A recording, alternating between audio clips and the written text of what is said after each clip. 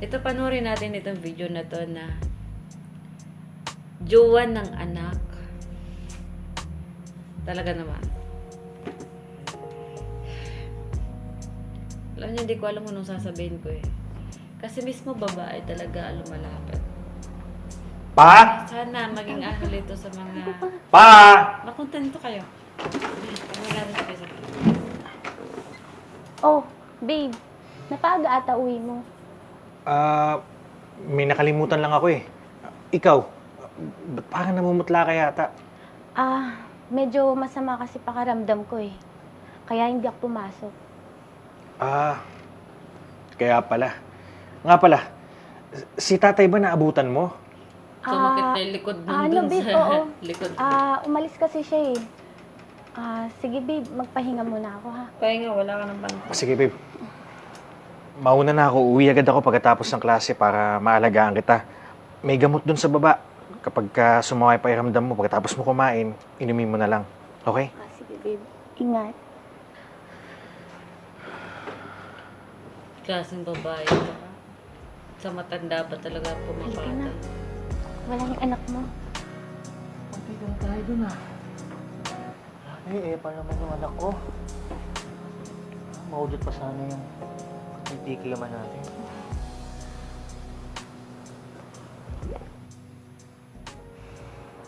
Alam mo babe, simula na naging tayo, naging good mood sa akin si tatay. Bakit naman? Kasi, alam mo yun, ang tagal kong walang girlfriend eh. Tapos nung naging tayo, sobrang saya niya sa akin. Talagang butong-buto sa iyo yung tatay ko. Mabuti naman tanggap niya ako. Oo naman, kasi maliban sa maganda ka, sexy pa, hindi malabo magustuhan ka talaga ng tatay ko. Si mama mo. Ayun nga eh, matagal nang wala si mama. Alam mo yun, kaya pakiramdam ko baka namimiss na siya ni Papa eh.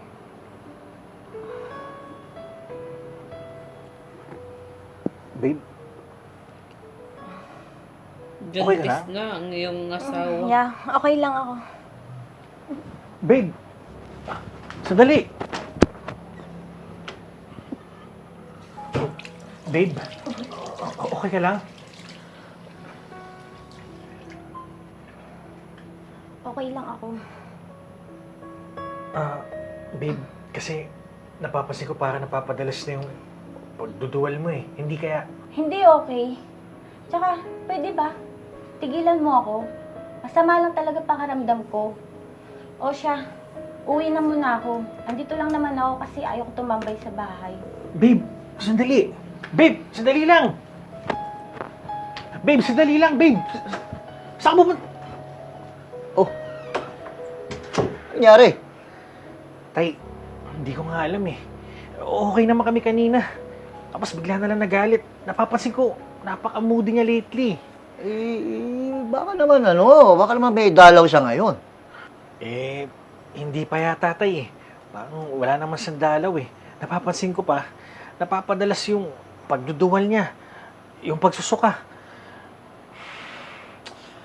Tay, hindi kaya may lalaki si Red? Sa tingin mo kaya, niloloko niya ako? Aba, malay ko sa inyo. Relasyon nyo yan, di ba? Huwag niyo ako idamay dito. Sige anak, papahinga na ako, ha? Pagod pa ako eh. Ha? Sige na.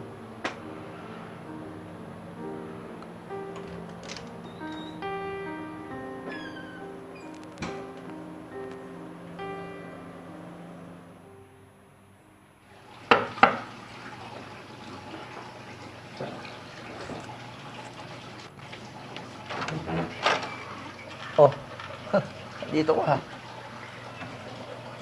Pasok ka.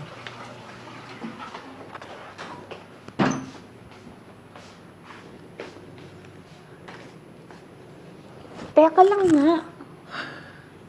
Ano ka ba? Sobrang miss na kita eh.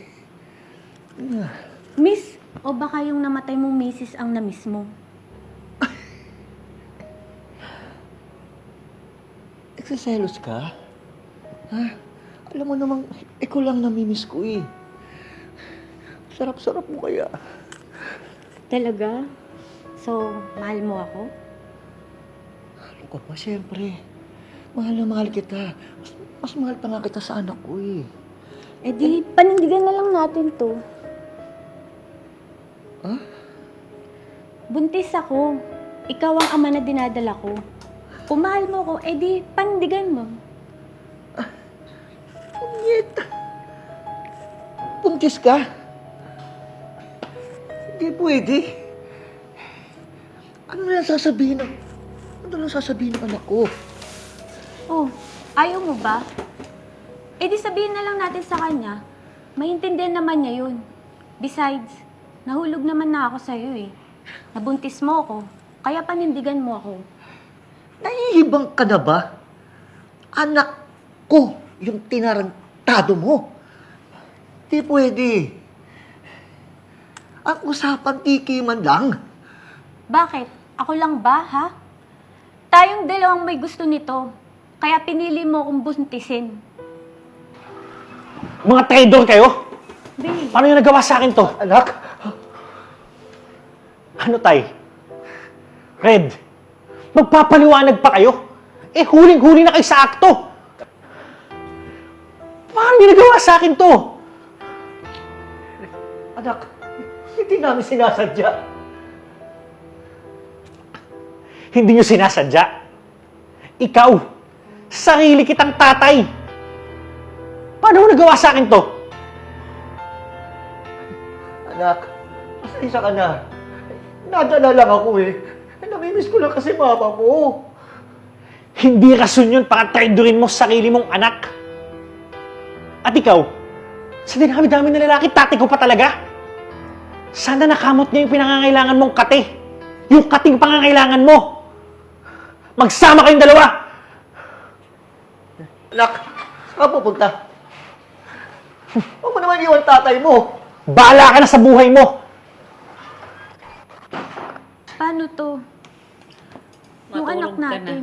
Paninindigan mo to, di ba? Pwede ba?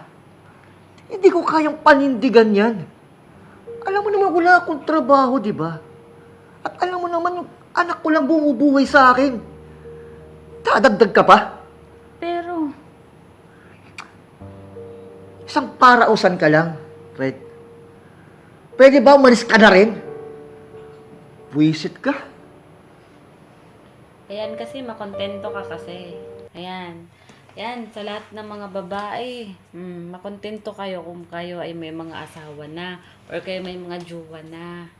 Huwag kayo magpakamot sa magulang pa talaga ng asawa nyo.